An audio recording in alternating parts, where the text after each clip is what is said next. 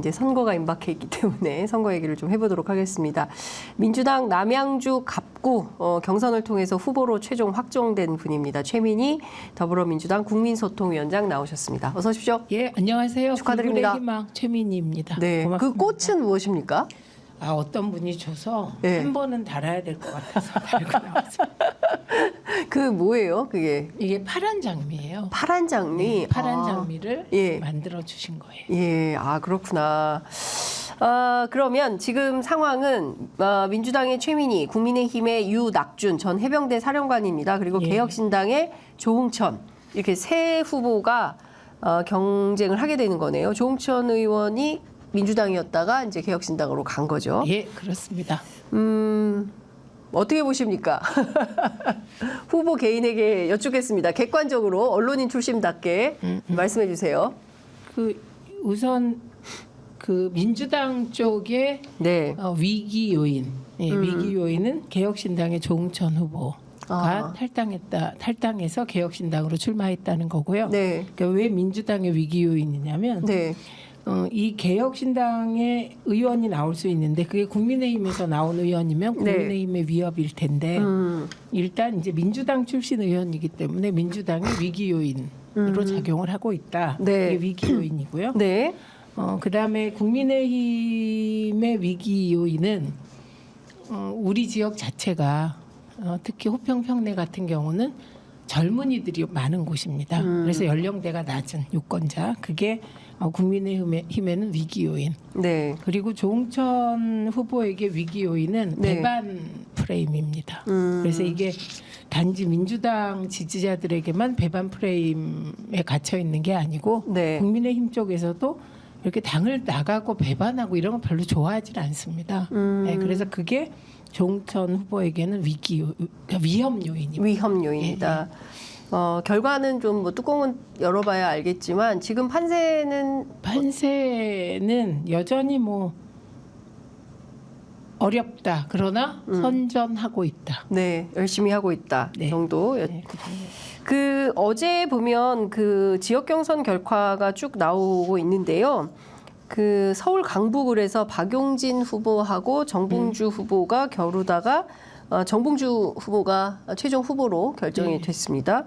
그리고 경기도 화성정에서는 전용기, 조대현, 진석범 세 후보가 대결하다가 전용기 후보가 최종 후보로 결정이 됐고 시스템 오류 때문에 그 투표가 연장됐던 청년 전략 지역 구조 서울 서대문 갑구 여기는 권지웅, 김규현, 김동아 셋이 경쟁하다가 이제 김동아 변호사가 최종 후보로 결정이 됐습니다. 네. 쭉 보면 현역들이 많이 탈락했어요.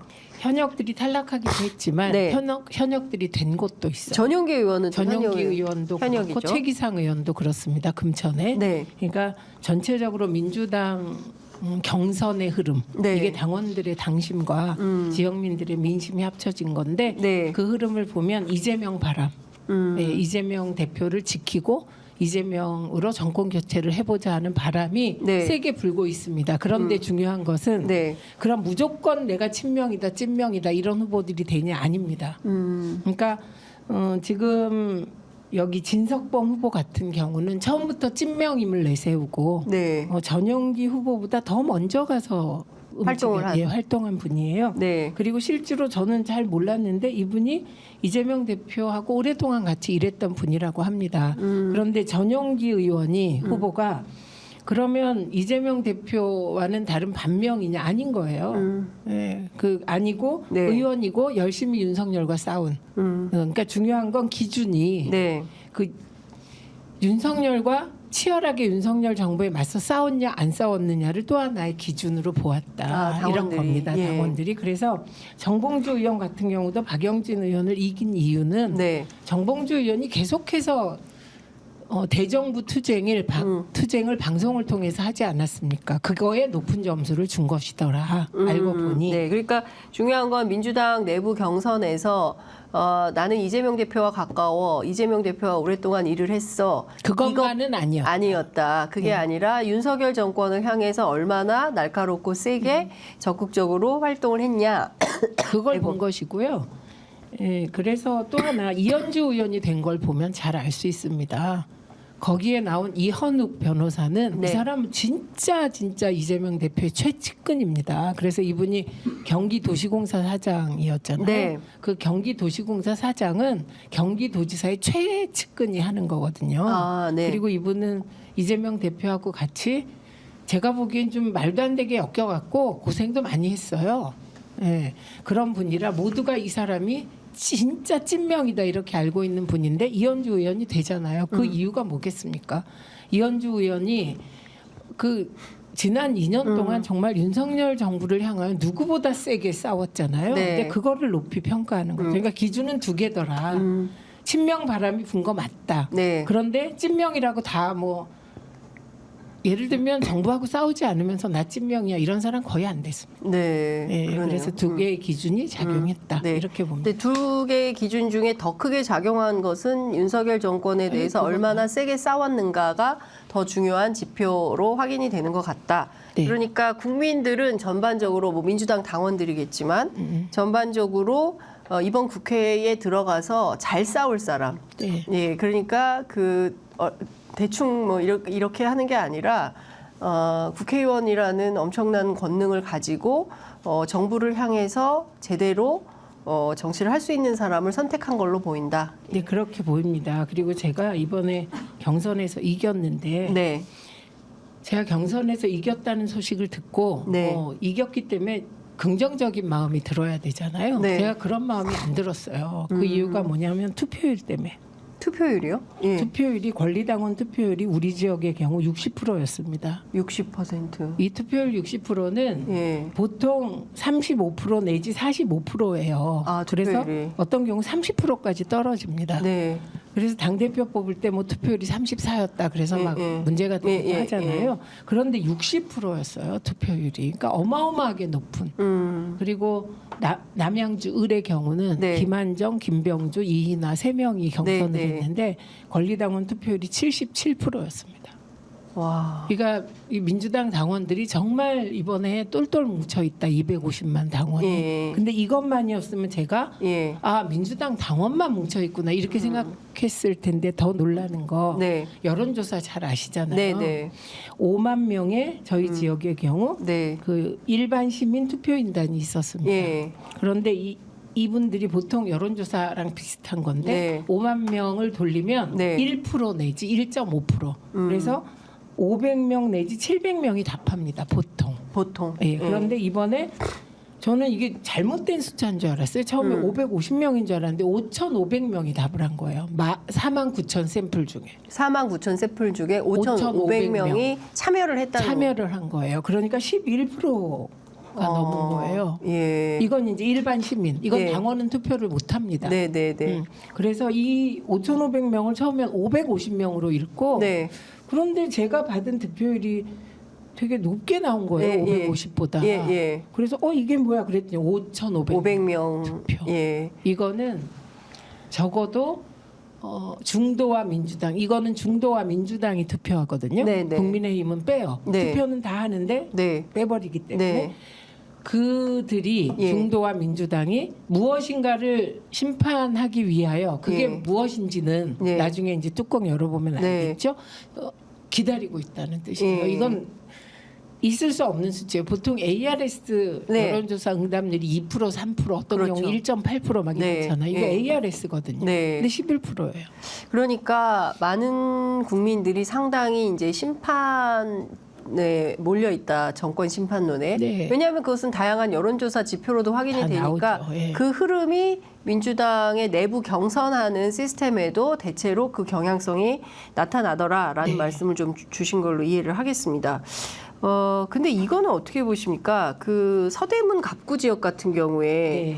원래 탈락했던 김동화 변호사가 다시 재등장을 해가지고 3인 경선이 됐어요. 그러니까 원래 3인 경선이었는데 그 중에 한 명이 예, 시비가 붙었습니다. 12. 문제가 생겼습니다. 그래서 그 문제를 살펴보고 안 되겠구나. 네. 그래서 당이 살펴본 바 이분이 탈락했는데 네. 이분이 탈락하고 별 이의 제기를 안 한 것으로 알아요. 이게 좀 제가 어쨌든 예. 그 사건 예. 더 얘기하면 이분에 대해서 예. 안 되니까. 예. 그래서 그 다음 순위였던 김동아 예. 그 이분이 후순위였어요. 후순위였던 예. 김동아 변호사를 이제 올린 거죠. 예, 그 통상의 경우에 이런 경우에는 탈락하면 남은 두 사람끼리 경선하지 않나요?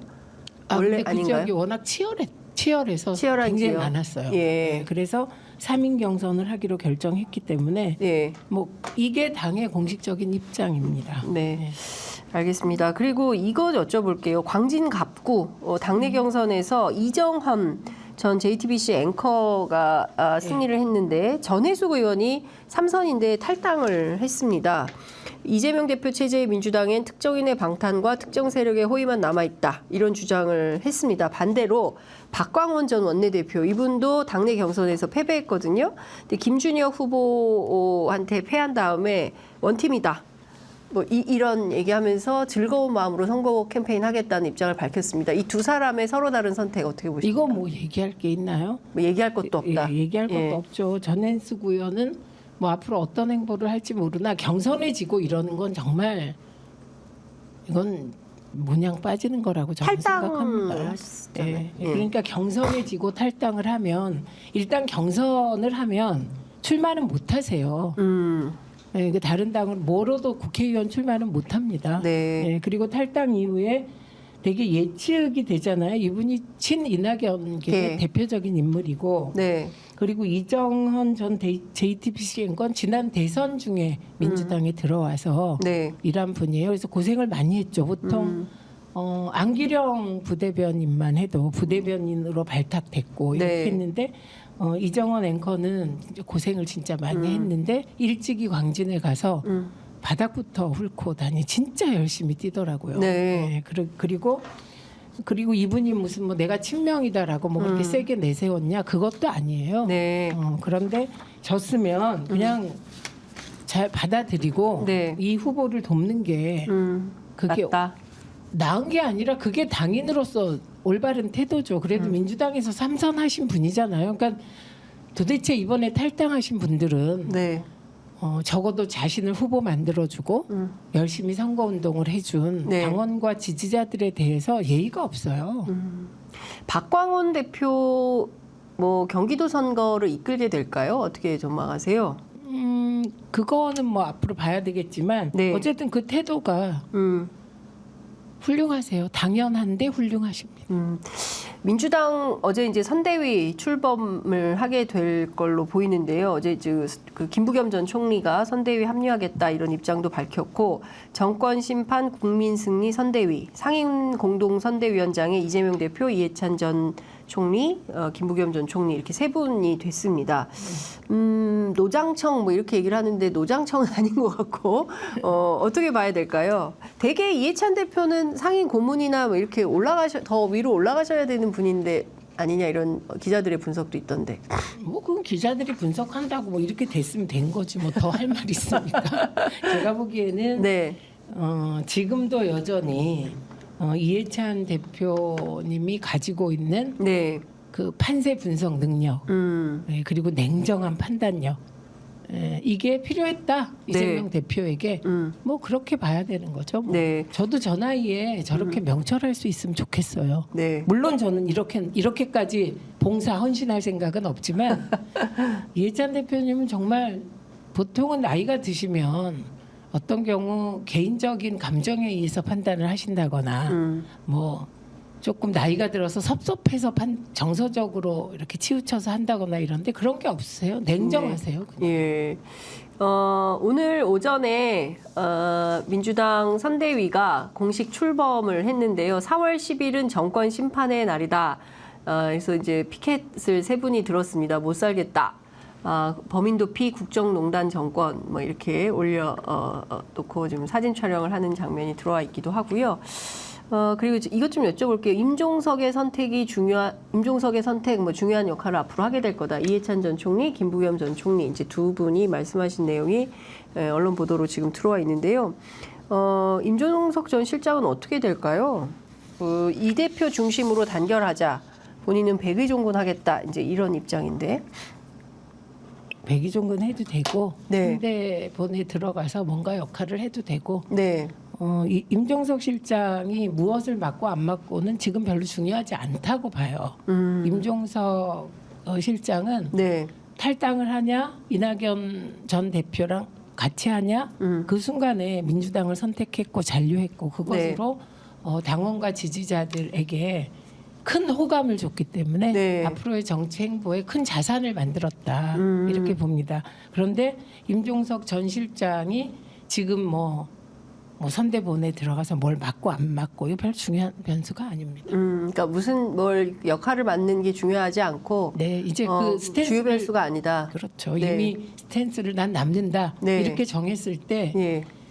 저는 이번 선거에 있어서 두 개의 큰 일이 있었다고 생각하는데 흐름을 네. 결정할 그 중에 하나가 임종석 실장과 기동민 의원의 당 잔류다. 네. 그리고 다른 하나는 이재명 대표와 조국의 만남이다. 제가 그런 네. 얘기를 한 적이 있는 것 같은데 네. 그래서 이미 큰 흐름에 긍정적인 한 행동, 네. 긍정적 요인을 제공했기 때문에 백의종군을 하면 그것대로 평가받을 테고 네. 또 뭐 이해찬 대표가 워낙 임종석 전 실장과 뭐 가깝잖아요. 그러다 보니 뭐 뭔가 선대본에서 같이 해도 또 그대로 평가를 받을 것 같습니다. 그래서 막 저는 이제 큰 흐름에서 이 네. 사람이 어떤 행동을 했다 이게 남는 거지. 네. 지금 임종석 실장이 뭐 상황실장 뭐를 한다든가 예. 뭐 상황실장은 지금 김민석 김민석 의원. 의원인데 중요한 포인트들이 있는 거거든요. 네. 중요한 게 선대위원장, 예. 그다음에 선대본부장, 예. 그다음에 상황실장 네. 이렇게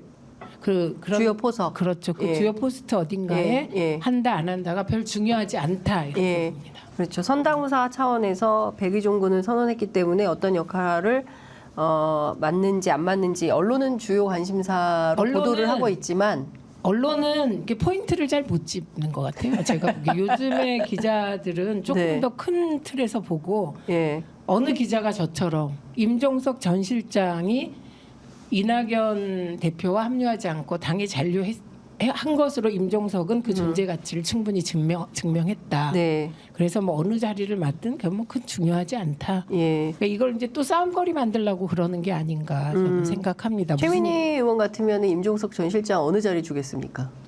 저는 뭐 그냥 백의종군 하라고 할 것 같아요. 백의종군? 자유롭게. 자유롭게 예, 무임소. 예, 무임소 장관 비슷하게 예, 무임소 그렇게 장관 하면서 비슷하게. 뭐 예를 들면 임종석 전 실장이 미래를 위한 포석을 뒀다. 포석 두면 안 됩니까? 그거를 뭐 또 갈라치기 기사라고 씁니까? 정말 기자들 이거 다 있을 수 있는 거예요. 임종석 전 실장이 남으면서 나는 미래를 위하여 민주당 당대표 나갈 거야. 그런 계획 세울 수 있죠. 네. 예, 민주당이 그럼 임종석 전 실장만 있습니까? 예를 들면 정청래 의원이 나 대표 나갈 거야. 할 수 있죠.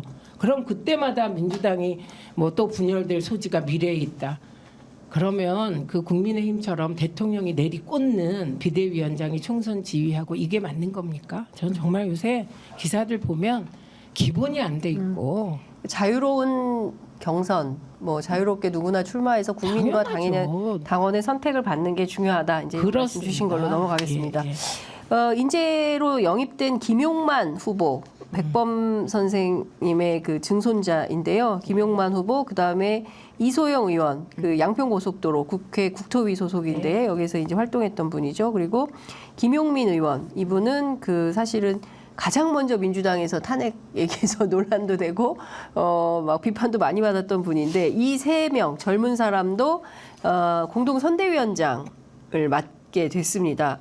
이재명 대표가 이채 양명주 이제 5가지 의제를 세게 걸고 예. 이것을 심판하는 선거를 만들겠다고 했는데 이것도 결국에는 맥락이 있는 포석이겠죠. 그렇죠. 예. 우선 김용만 그 증손자는 네. 지금 이 정부가 친일 정권 아닙니까? 나 아무리 생각해도 친일 정부 같아요. 네. 그러니까 성일종 그 의원이 겁도 없어요. 이또 히로부미가 이또 히로부미를 인재 인재요. 잘그 인재 영입의 대상으로 이렇게. 왜막 예. 그렇게 잘 큰 어쩌고 예. 이렇게 하잖아요. 그게 친일 정권 아니면 그런 말 할 수 있습니까?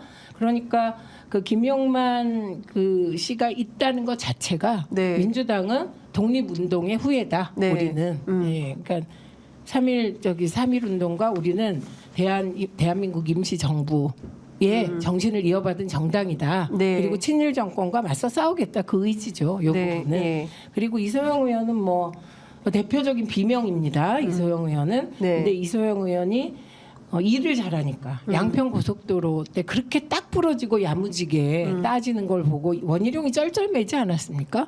그러니까 하나의 상징이 된 것이고요. 그러니까 본부장 비리의 한 비리를 깨는 상징. 네. 그다음에 김영민 의원은 뭐 제가 탄핵으로 비난받을 때 얘기했어요. 초선은 그래도 된다. 네. 만약에 재선이나 3, 4선 된 사람이 그러면 그건 비난받아야 한다. 네. 그런데 초선이 폐기로 네. 이 무도한 정권을 이끄는 윤석열 대통령이 대통령 자격이 없다. 우리 탄핵하자 이렇게 초선은 말해야 한다. 네. 이렇게 옹호를 한 적이 있습니다. 그래서 이건 검찰 개혁의 상징. 예, 그렇게 해서 이것만 보더라도 이재명 대표가 정말 윤석열 정권과 맞짱뜰 심판할 그런 준비가 되어 있고 칼침 맞고 기사회생한 이후에 정말 단단해진 것 같습니다. 그러니까 지난주부터 쭉 이어지는 뭐 종로부터 시작해서 서울 그리고 이번 주에는 이제 충청 남북도로 이제 향하고 있는데요. 발언이 굉장히 세고 네. 그리고 일부 좀 거칠어졌다 이런 평가도 좀 받고 있는 것 같아요. 이찍 뭐 이런 발언들에 대해서 논란도 좀 생기고 본인도 또 잘못했다고 사과를 했어요. 그 사과하는 모습은 아름다웠습니다. 네. 근데 그 이직 발언이 잘못된 겁니까? 개딸 전체주의라고 남의 당의 지지자나 당원을 욕하는 게 잘못된 겁니까? 저는 한동훈 위원장이 진짜 말 함부로 하거든요. 그리고 아주 제가 보기에 한동훈 위원장은 보수 세력에서도 별로 좋아하지 않습니다. 네. 왜냐하면 보수는 진중하고 애국적이며 점잖은 걸 좋아하는데 너무 가볍다는 거예요. 그런데 남의 당의 열성 당원을 개딸 전체주의라고 했을 때 언론이 비난한 적 있습니까? 그런데 이직 발언 가지고 막 그 난리치는 거 보면 정말 기준과 그게 정말 제가 입으로 말할 수는 없는데 좀 그렇습니다. 그 한동훈 위원장이 잘하는 말 있잖아요. 한심하다. 네. 그런 느낌이고 뭐 이직이라고 하는 말 이건 저는 쓸 수 있죠. 그냥 일상적으로. 그런데 사실 공당의 대표고 지금도 여전히 유력한 대권 주자시니까 이걸 공개적으로 쓰고 즉시 사과한 거잖아요. 그러니까 쓴 건 잘못이고 사과하는 모습은 아름다웠습니다. 즉시 사과한 것은 잘했다. 네. 그리고 근데 사실 공당의 대표고 0.73% 표차로 대통령 될 수 있었던 분이기 때문에 그런 정치인의 품격에 걸맞는 언어는 아닌 거 아니냐라는 비판도 있습니다. 저는 그렇게 생각합니다. 적당한 표현은 아니었다. 저도 그렇게 생각합니다. 대표의 입에서 나올 말은 아니었다. 네, 이 생각을 그러니까 좀 빨리 사과한 거는 잘했다. 네, 그건 그래서 저도 잘했다고 생각합니다. 그게 잘함과 동시에 사과하는 모습을 윤석열과 한동훈 두 보고 분이 배워라. 잘 안 보여주잖아요. 그러니까 이재명 대표한테 배워라. 이렇게 얘기하고 싶어요. 알겠습니다. 이것 좀 여쭤보겠습니다. 이 정우택 국회의원, 국회 부의장입니다. 저 신장식 변호사에 따르면 이게 꽂히는 순간 범죄 행위가 된다. 돈봉투가. 그렇죠. 그런데 이분이 돈봉투만 받은 게 아니에요. 상차림 사진도 또 공개가 됐습니다. 준비된 사진이 있으면 그 사진을 좀 띄워주시면 좋을 것 같은데요.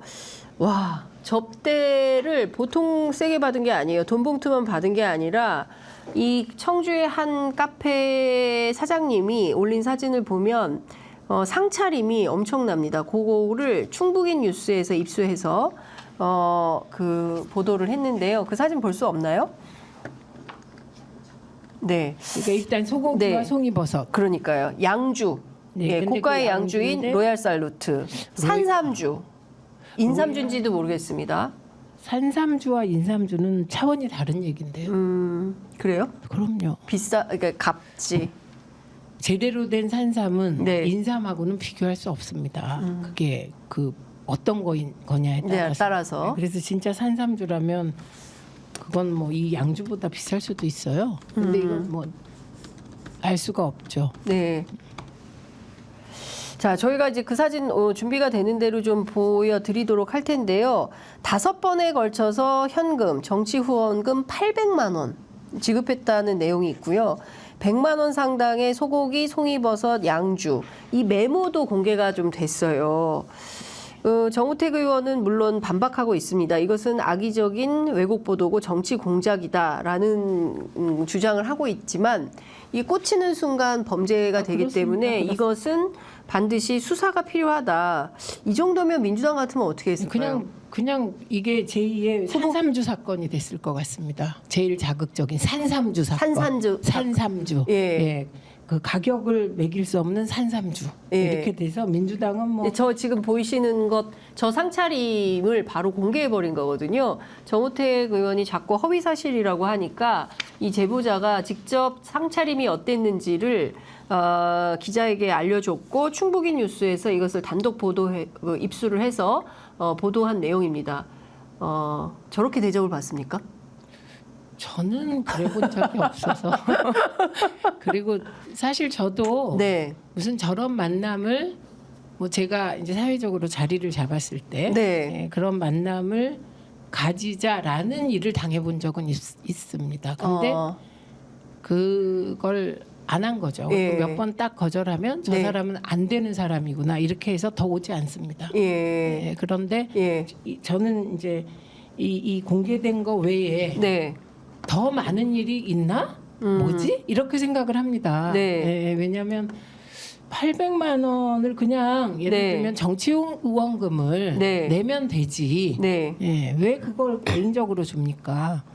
그게 잘 이해가 안 가고. 네. 예, 그리고 사실은 밥을 이제 같이 먹는 경우가 있을 때도 굉장히 신경 쓰고 자기 밥값은 따로 계산하고 이런 게 정치인이에요. 네. 그래서 아니 지금 김혜경 여사가 78,000원 때문에 기소가 된 거 아니에요? 그 22,000원은 자기가 냈다고 밥값은 스스로 냈다는 거잖아요. 그러면 56,000원 때문에 기소가 된 거잖아요. 10만 원 중에 10만 원 중에 자기 거 본인 빼고 밥값은 내고 나머지는 사실 78,000원. 어떻게 했는지 모르는데 네. 그거를 지시해서 내라고 했다라고 추정하고 기소한 거거든요. 예. 정말 그러니까 이상한 일이죠. 그렇습니다. 그런데 그런데 이 경우라면 이건 그냥 아웃입니다.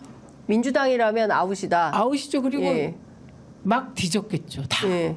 뒤져서 또 예. 별건 수사를 했겠죠. 예. 이거 왜 그냥 놔둡니까? 예. 진짜 이해. 또 하나가 있습니다. 그 박덕흠 후보. 박덕흠 후보는 지금 충북, 보은, 옥천, 영동, 괴산 두 분 다 지금 충북 사람들인데 국민의힘 공천을 받은 박덕흠 의원이 동양일보 보도에 따르면 지난달 27일 옥천군 한 식당에서 22대 국회의원 당선을 가정한 축하 파티를 했다는 것이고요. 이 식당에 금사모, 덕흠이를 사랑하는 모임. 예, 박덕흠. 예. 그래서 회원 10여 명하고 소방공무원도 참석을 했다는 건데요. 동양일보의 그 제보된 사진을 보면 케이크에 축 당선 22대 국회의원 4선 박덕흠 이렇게 되어 있다고 합니다. 혹시 이 사진 들어와 있으면 이 사진도 좀 함께 보여주시면 좋을 것 같은데요. 이것만 문제가 아닙니다. 지금 한동훈 위원장의 비서실장으로 일하고 있는 김형동 의원, 이분은 지금 선거법 위반 의혹으로 선관위에 지금 조사를 받고 있는 상황입니다. 국민의힘 의원들 왜 이러시죠? 저게 일상인가요? 저 돈 아까 네. 축하 파티 네. 비용이 어디서 나왔느냐에 따라 예. 그리고 어느 정도의 네. 1인당 얼마였냐에 네. 따라 네. 저거는 정치자금법 위반되죠. 예. 네. 어떤 사람들은 식당에서 저렇게 하다가 네. 대접받은 사람이 50배인가? 네. 물어주고 뭐 예. 이런 일도 있잖아요. 네. 30 이 사진도 좀 50. 올려주시면 예. 좋겠습니다. 지금 제작진께서 박덕흠 의원의 지금 당선 파티. 아직 선거되지도 않았어요. D-29일입니다. 아직 투표하려면 29일이나 남았는데 박덕흠 의원이 공천 받자마자 당선 파티를 했어요. 공천 받으면 당선이다 이렇게 저 생각. 자, 지금 보시는 저 사진입니다. 박덕흠 의원이 빨간 티셔츠 입으시고 지금 저기 케이크에 올려 있는 촛불을 불고 있는 장면인데 이상도 뭐 만만치 않습니다. 뭐 와인에 소고기에 와. 아까 그 사진하고 비슷해요. 예.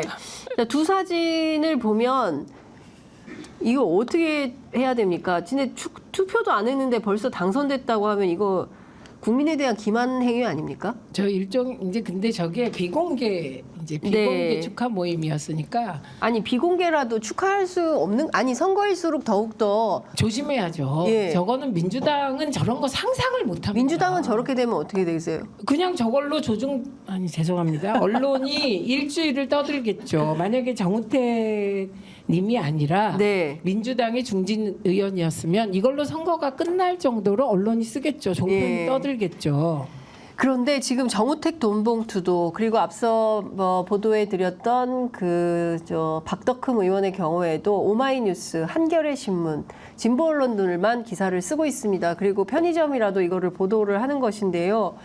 종편들, 다수의 종편, 그리고 공중파인 KBS, MBC 이런 데도 이런 내용을 적극적으로 보도를 해야 되는 거 아닙니까? 언론 보도에 대해서 어떻게 생각하세요? 아니 그거 뭐 지금 다 콕콕 예. 찍어서 말씀을 잘 해주셨는데 저는 네. 이번 선거에서 예. 국민들께서 유권자께서 네. 그 민생 파탄 윤석열 정권만 심판하는 게 아니라 지금 윤석열 정권은 되게 국민들이 이상하게 생각하는 게 두 가지 정도입니다. 네. 그 민생 파탄. 네. 근데 이 민생 파탄의 내용을 거슬러 올라가면 부자 감세 네. 그리고 서민복지 예산 축소 네. 이걸 다 알고 계세요. 예. 하고 싶어하고 다른 하나는 무슨 검찰권이 저렇게 내 편은 봐주고 네 편은 때려잡는 이런 검찰권 행사를 하냐.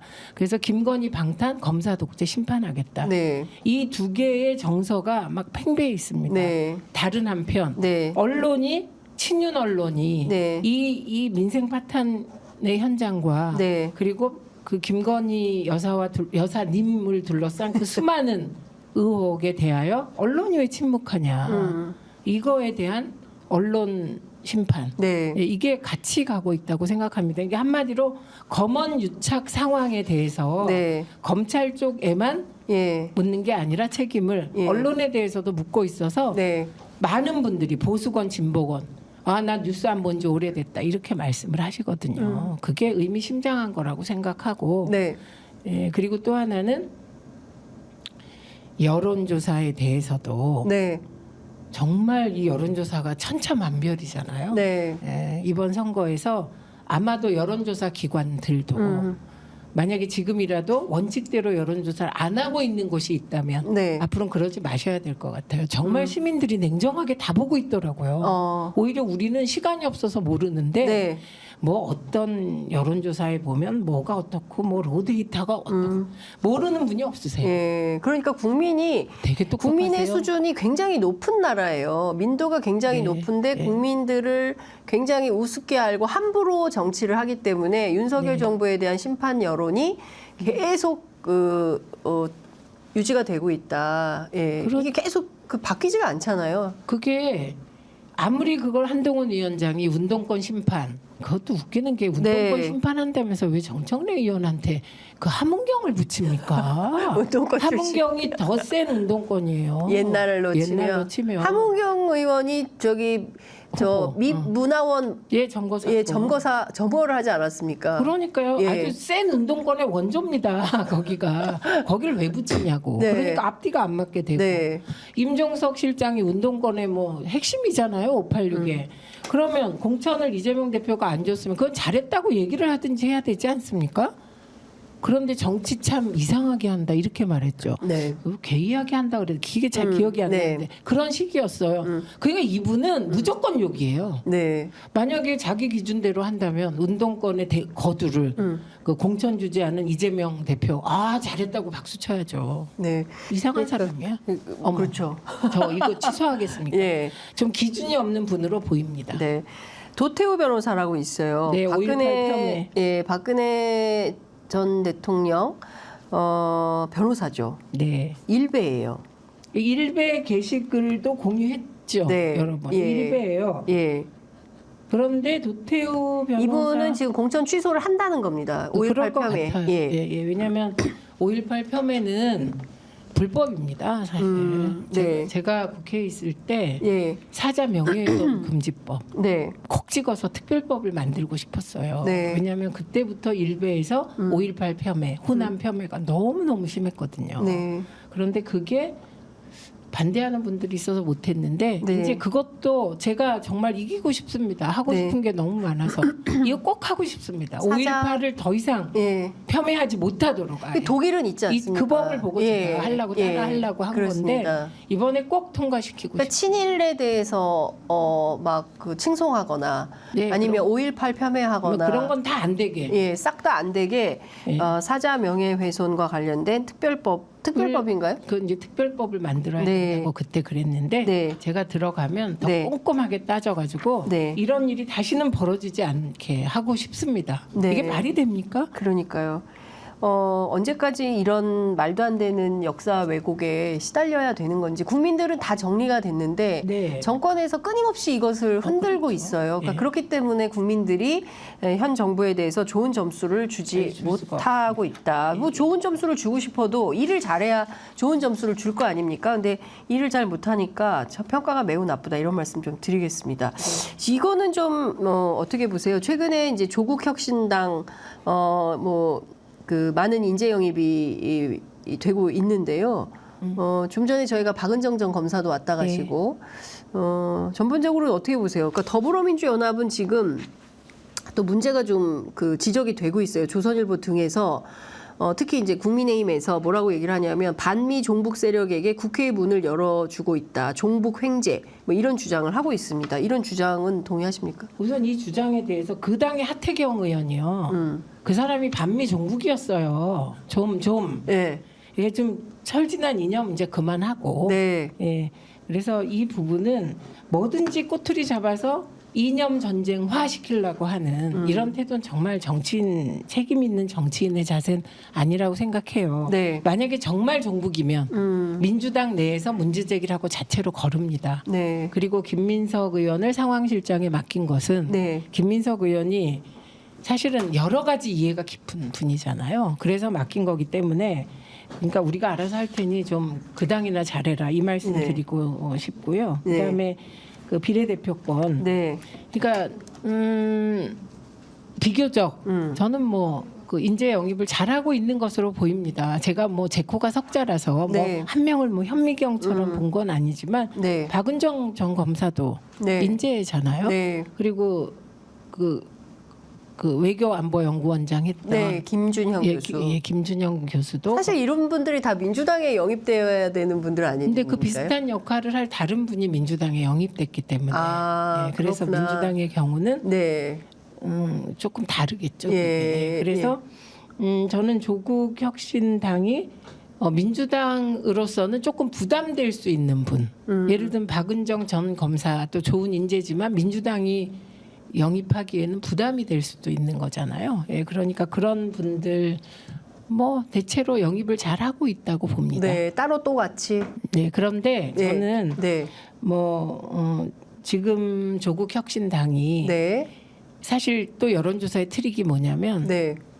여론조사에서 네. 민주당이 국민의힘보다 여론조사가 많이 떨어지는 한 5, 6% 차이 주는 조사를 보면 다 조국 혁신당이 들어와 있어요 거기에. 예. 그런데 조국 혁신당은 네.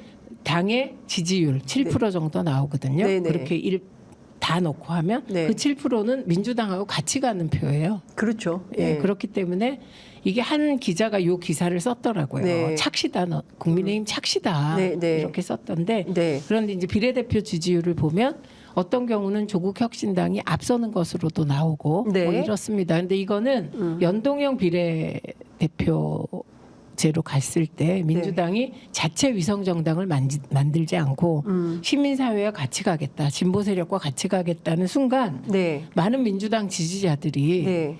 그냥 이렇게 되면 예. 우리의 인재를 못 뽑지 않냐 우려했습니다. 네. 그리고 내 표가 사표가 될 수도 있고 뭐 여러 걱정들을 많이 하셨거든요. 그래서 네. 지지자들은 병립형을 원했어요. 다수가 네네. 단순하게 가자 이렇게.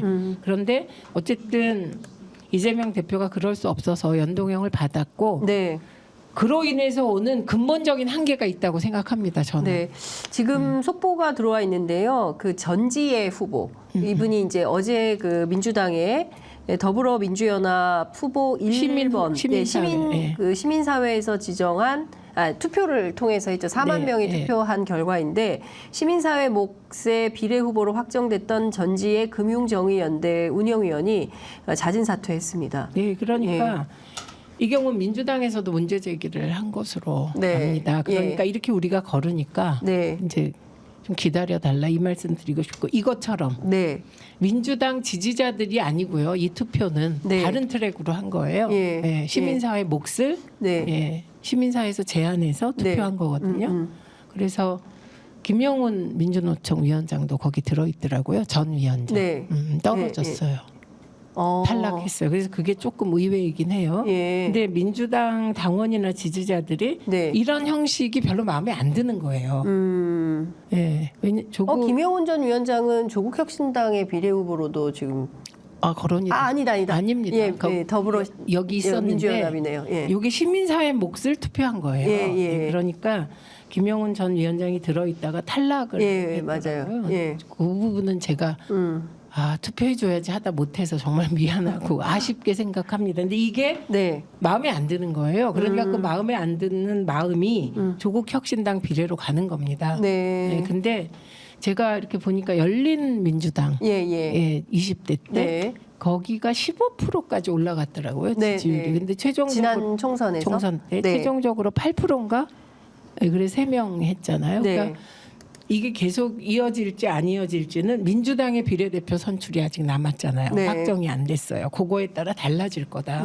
그래서 민주당이 그 비례 선정할 때 조금 더 지지자들이 원하는 후보를 선정하면 프로테이지는 조금 조정될 것 같고 저는 큰 틀에서 보았을 때 조국혁신당이 그러니까 민주당은 사실 제가 보기에는 중도 리버럴 그 진보 중도 리버럴이라는 말은 저는 조금 안 맞는 것 같아요. 중도 리버럴 정도?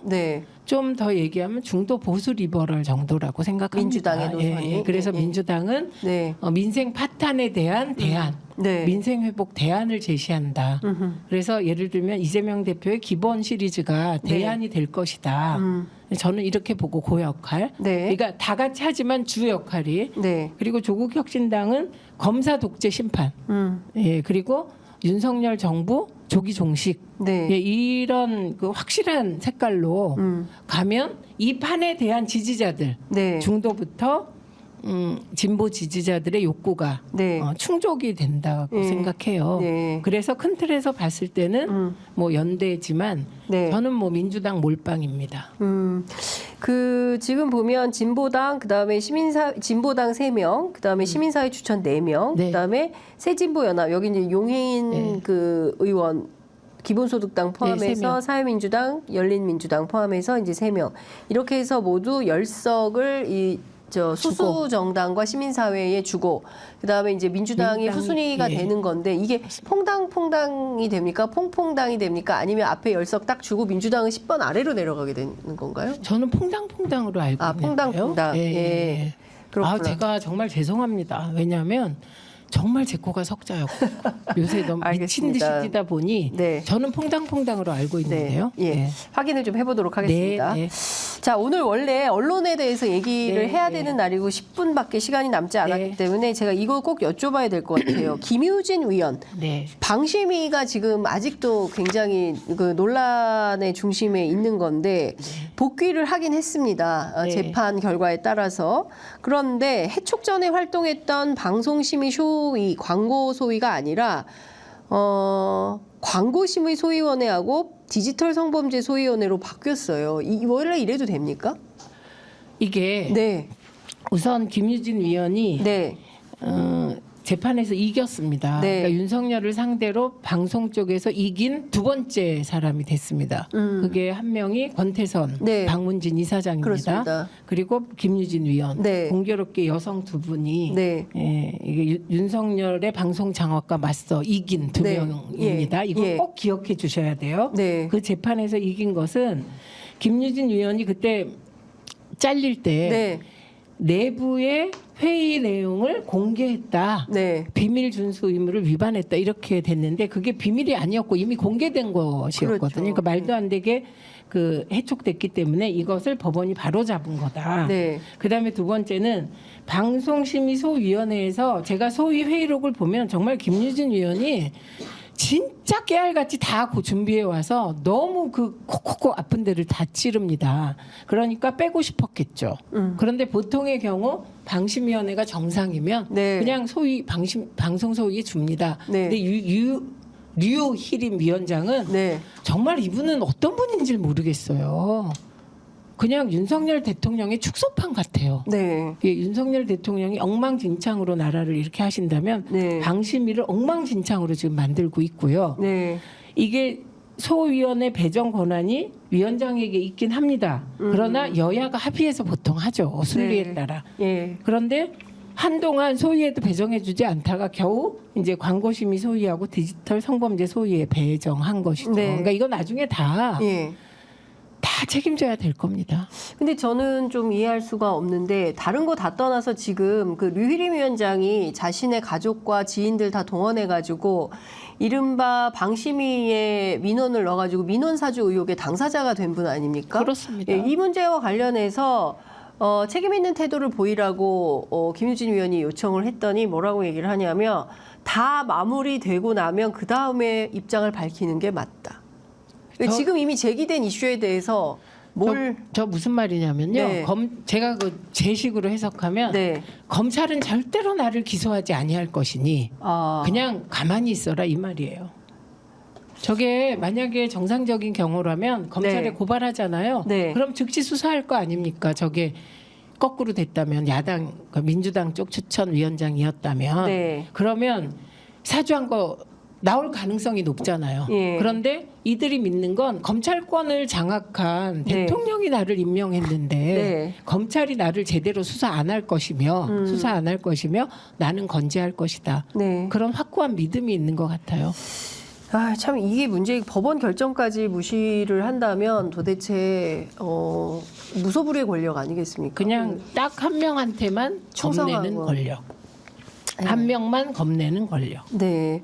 자, 이것 좀 여쭤볼게요. 지금 뭐 대한민국의 아주 화제의 중심이 되어 있는 인물입니다. 이종섭 전 장관이 호주 대사로 몰래 출국하는 장면을 저희도 사실은 편의점이 일요일이었지만 4시간 생방송을 했습니다. 현장에서. 그런데 어쨌든 굉장히 현장에 기자들이 많았거든요. 이거 다 뚫고 까만 마스크 쓰고 비행기 타고 출국을 해버렸어요.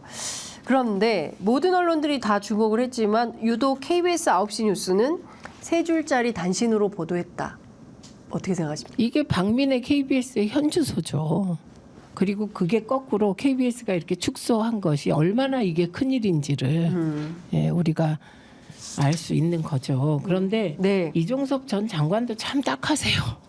이종섭 장관이요? 네, 호주 대사는 1급이나 뭐 공무원이 가는 데인데 장관급 인사가 호주 대사로 갑니까? 네. 얼마나 급했으면 그랬을까요? 그러니까 이분은 정말 답답합니다. 근데 요 사안은 네. 요 사안 네. 해병대 최수근 상병 사망 사건과 네. 예. 그 이후의 수사와 네. 수사를 무마하고 누군가를 보호하려고 이건 용산이 개입하지 않았냐라는 의혹이잖아요. 그렇습니다. 이 사안은 절대 그냥 안 넘어가고 이것이야말로 나중에 밝혀지면 탄핵 사유일 것 같습니다. 탄핵 사유. 예, 이거는 저는 탄핵 사유라고 그 김건희 여사가 아니라 본인. 본인 거잖아요. 예. 그러니까 예를 대통령 들면 본인이 재직 중에 예. 범한 중대 범죄에 해당한다고 예. 봅니다. 예. 근데 예. 저는 제가 이렇게 언론 기사를 보면 보호하려고 하는 게 임모 사단장이잖아요. 예, 임성근 사단장이잖아요. 네. 근데 이 사람이 뭐길래 이렇게 보호를 하려고 할까? 그래서 제가 궁금한 거는 근데 이게 임성근 사단장이 네. 어떤 인맥 속에 있는 사람이지? 이게 제가 제일 궁금해졌어요. 저는. 사실은 이걸 기자들이 취재를 해야 되고 일부 기자들이 요거. 취재를 하고 있고 일부 뭐 알려지진 않았지만 여러 가지 내용이 있지만 아직은 말할 수 없는 그렇죠. 그런 그래서 내용이 있죠. 저는 이게 좀 이상한 사안일 수도 있겠다 또 이런 생각도 듭니다. 네, 사실은 이 정부는 취재할 내용이 너무 많습니다. 네. 이상한 일이 일이죠. 많기 그리고 때문에 사실은 대개 이 정부에서 무슨 일이 이상하게 처리돼 걸 보면 그거는 보이지 않는 손이었거든요. 근데 이 사안만은 아닌 줄 알았는데 저는. 근데 그 임성근 사단장이 뭐길래 이분을 보호하기 위해서 대중적으로 알려진 뭐 군사평론가들 얘기로는 네. 그분이 지난 그러니까 대통령 취임 첫 해 엄청난 비가 많이 와서 수해가 나서 대통령이 굉장히 궁지에 몰렸는데 그 해병대 뭐 큰 장갑차를 동원해 가지고 수해를 막아서 국민 여론을 반전시킨 데 대해서 대통령이 굉장히 유의미하다 이렇게 판단을 해가지고 그런 사단장까지 문제를 삼으면 누가 지휘관을 하겠냐라는 뉘앙스의 발언이 있었던 것 아닌가라는 얘기가 얘기가 돌고 들은 있죠. 것 같습니다. 예. 와, 근데 그것만 가지고 그냥 이해가 안 이렇게까지 돼. 이렇게까지. 왜냐하면 그 대통령 자신의 네. 존립을 위협하는 일이 되어버리고 있는데. 그렇습니다. 그래서 제가 아주 이상합니다. 네. 호주의 신뢰도 1위의 공영방송 ABC 방송에서 이제 보도를 시작했습니다. 혹시 그 사진 있으면 좀 띄워주시면 좋을 것 같은데요. 이종섭 장관에 대해서 지금 내부에 비리가 있는데도 수사를 받지 않고 호주에 입국했다. 이런 스트레이트 뉴스가 그게 나왔어요. 아그레망 받은 건가? 아그레망은 받았습니다. 아그레망은 받았는데 여기서 신임장을 가지고 가야 되는데 이렇게 가느라고 신임장 수여도 못해서 복사본 가지고 출국해가지고 이 신임장 문제 때문에 한 달 안에 다시 와서 신임장을 가지고 간다. 근데 이런 경우에는 통상 대사교육을 반드시 받고 나가야 된대요. 왜냐하면 이분이 외교관 출신이 아니기 때문에 본인과 부인, 뭐 가족들 포함해서 2주간에 걸쳐서 대사교육을 받아야 되는데 김준영 전 국립외교원장이 직접 확인한 바에 따르면 이분이 대사교육도 받지 않고 출국했다라는 것이고요. 그러니까 이걸 꼭 해야 된다, 뭐 이례적으로 할 수 있다라고 외교부에서는 설명을 하지만 이것 자체가 통상의 범주에 있는 것은 아니다라는 내용을 이제 김준영 전 외교원장이 확인을 좀 해줬고요. 네. 그리고 더 큰 문제는 지금 신임장도 없이 가서 그 정부에서 그 재가를 안 해주면 도로 와서 이걸 받아서 가야 된다고 하니 이게 얼마나 그러니까요. 그래서 이런 이상한 일이 벌어지면 보통은 상대 국가에서 네.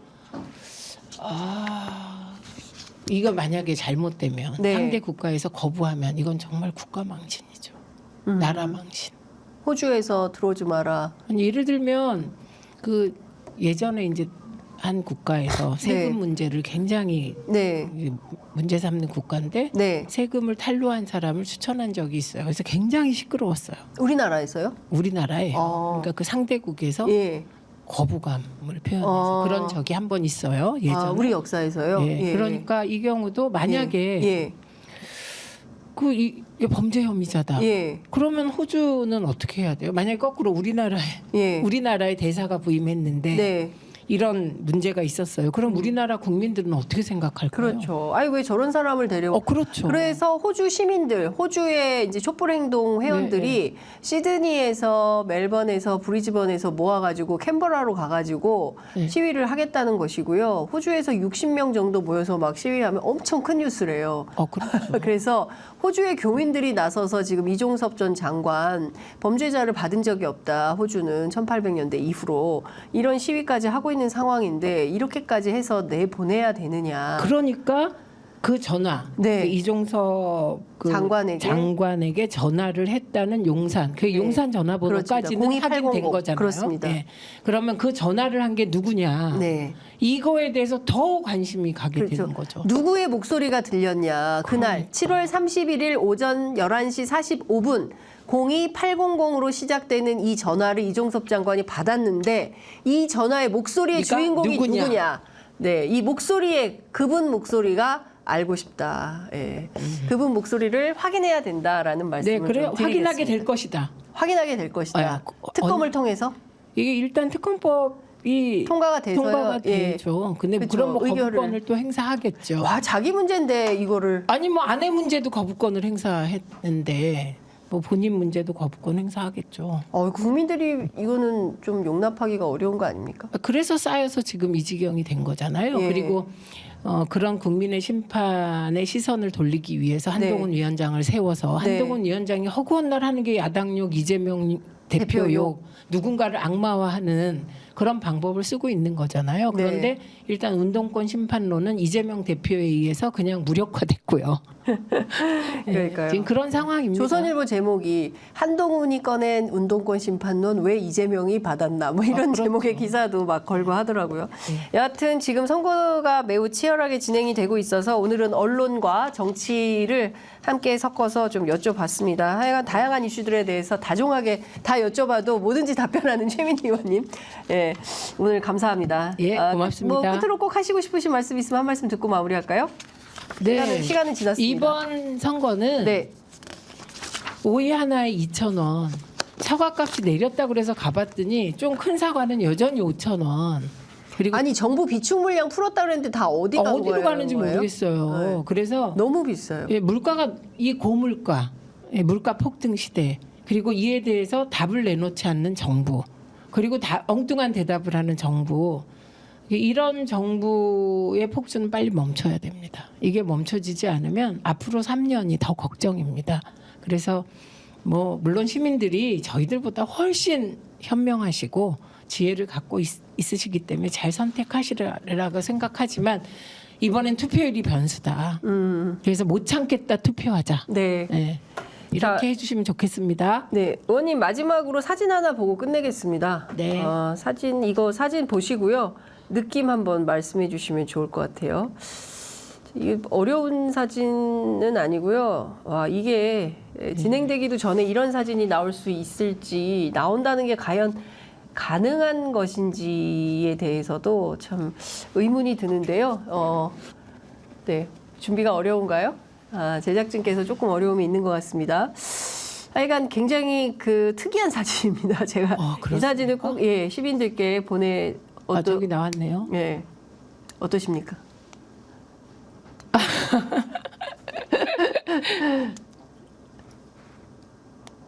아직 22대 총선은 D-29일입니다. 아직 선거가 진행 중이고 이 자체로 국민들에게 주는 충격이 있다고 생각합니다. 네. 선거는 하지도 않았는데 어떻게 벌써 당선 축하를 할 수가 있습니까? 도대체 국민을 어떻게 알길래 이런 축하 파티를 벌일 수 있을까요? 저는 참 그렇습니다. 딱 단어 하나가 떠오릅니다. 네. 교만. 교만. 네. 네. 알겠습니다. 오늘 말씀 잘 들었습니다. 감사합니다. 고맙습니다.